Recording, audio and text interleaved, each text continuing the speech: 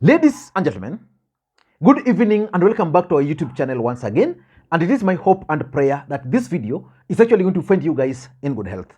Personally, I am fine. Kisumu is also fantastic. And maybe you could also let me know where you are watching the video from, the county or the country, in case you are out of the republic.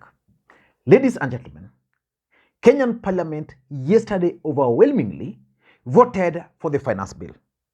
And if you ask me, if Raila Odinga and Azimio brigades are smart enough, then they will be able to take advantage of that finance bill and incite Kenyans against the Kenya Kwanza government.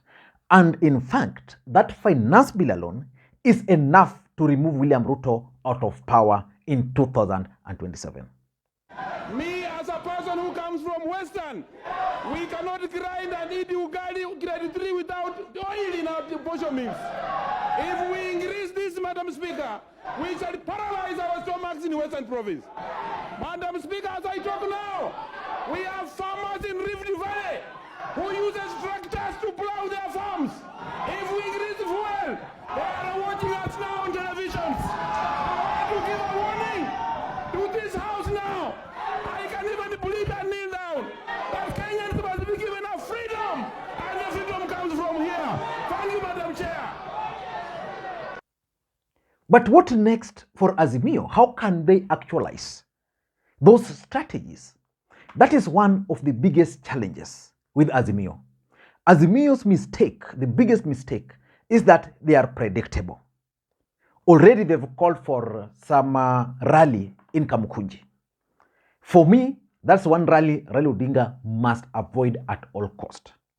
But assuming this was William Ruto who was opposed to this bill, do you think Kenyans will be breathing today? I want us to look at what next for Raila Odinga and Azimio after the finance bill was passed. But I want us to take a journey back and go back to 2021 in December, when the cost of fuel had just increased to 135. And listen to William Ruto's advice at that particular time. Katika hali ngumu katika taifa letu la Kenya. Bei ya mafuta ndio hiyo imefika 135. Mimi nataka niwaulize wale walipatiwa majukumu na rais, subcommittee ya cabinet ya serikali yetu, waketi chini kwa njia ya dharura, watoe advice, ndio tujue tunaenda vipi, ndio tupunguze haya mambo ambayo yanazidi kuwagandamiza wa Kenya.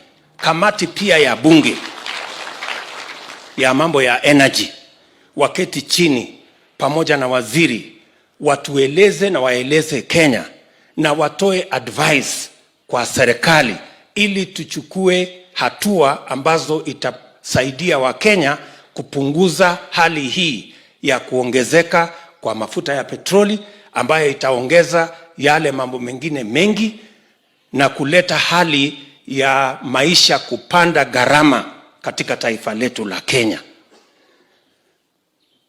And everybody, there are people who have been assigned responsibilities by the president.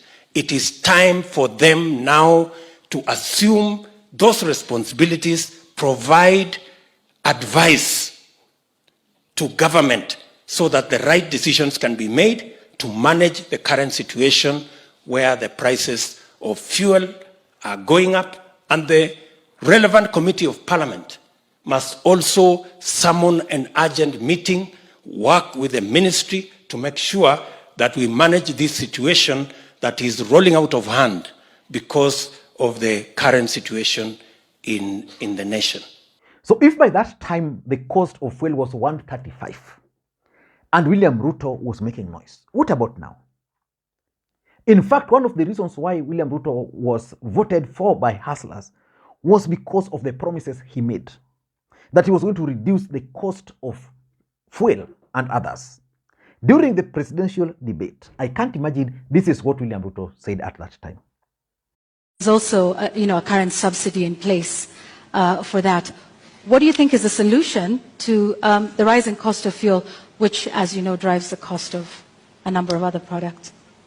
I think the first thing that we need to do is to look at the taxes, because 50% almost of the cost of fuel in Kenya is taxes. I think it's time, as a country, we looked at, I think there are 15 different taxes on fuel. And I think it's time we relooked at how else do we raise revenue. Which taxes would you be proposing to remove from fuel, the cost of fuel? I think majority of the taxes that are in that bracket, I think there are almost 15 different taxes that are there. I do not have the specifics, but those 15, I think we need to interrogate these 15 different taxes. Which ones can we put aside so that, like other countries, we can limit the taxation on fuel? Take, for example, let me VAT. ask, yeah, let me yes, okay, take, for example, VAT. Correct. I think we need to rethink taxation, VAT taxation on fuel. That was the latest inclusion of taxes on fuel. And I think it was very controversial. Yeah, Honorable Ruto, VAT on... And during the same period, I think there was a point when the cost of fuel went up. And this was a warning from none other than Ndindi Nyoro. I want to tell this government, we are giving them an ultimatum. Within 1 day, leo hii ikiisha, lazima waite mkutano wa dharura na waondoe hiyo maneno ya kuongeza kodi katika mafuta. Watu wetu ya bodaboda wanaumia. Watu wetu wa matatu wanaumia. Wameumizwa na corona, wako na loans kwa bank.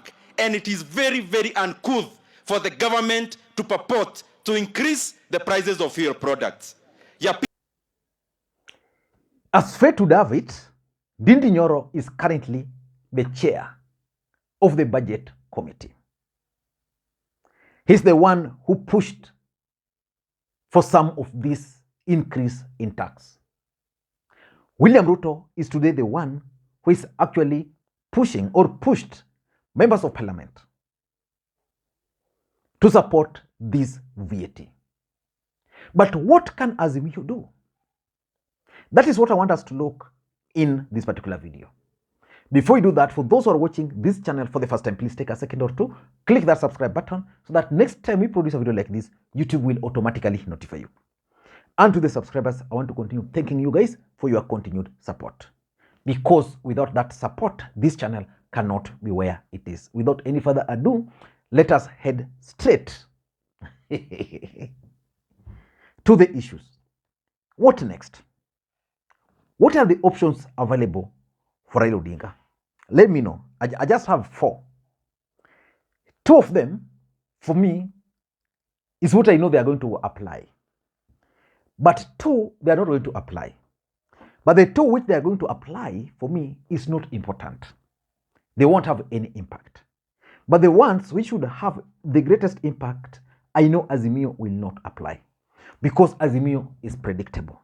And that's how William Ruto has managed to really tame them. The first thing I know they'll do is to organize nationwide demonstrations. For me, that is a very bad idea. Azimio should not be seen, particularly Raila Odinga, to be the one behind the demonstrations. Let Kenyans feel the heat themselves. And then let Kenyans themselves go to the street when that right time comes. Otherwise, if you go to the street, someone like Moses Kuria will respond the way he has already responded, that you go to demonstrate against the bill, then you also go and demonstrate for the bill. So for me, that's not the best strategy. The best strategy is that Raila Odinga should not lead the demonstrations. Again, demonstrations will expose him. That Raila Odinga is predictable. That if this happens, this is what you should be able to do. Like, for example, it's now predictable that whenever anything happens in the country, The next thing Raila Odinga will do is to call for a press conference. Then after calling for a press conference, then they'll give a date for a rally. Then during those rallies, they'll talk, mandamano, blah, blah. The day will end, maybe the next day, things like those. For me, if demonstrations were to be organized, let Azimio not be part of that demonstration. Let the demonstrations be people-driven, so that we can have demonstrations in Bungoma, another one in Nandi, another one in Bomet, specifically on the cost of living. So that's number two. And for me, this can work. Is that Azimio, instead of calling for those demonstrations, they should embark on consultative rallies across the country. And what will they be doing in these consultative rallies? I want to tell you about was it Kikao? In 2017, Raila Odinga used to have Kikao, where he would go to a place, have a meeting with the residents. For me, organizing consultative meetings where they have experts, let's say someone like Kwame Wino, other experts on the field, not the Oduor of the world. People are tired with those faces. Someone who understands the economy. Let them have those people. Let them have booklets. In those booklets, let them have detailed impact of this bill. For example, the 8% VAT. How is it going to affect Mama Mboga?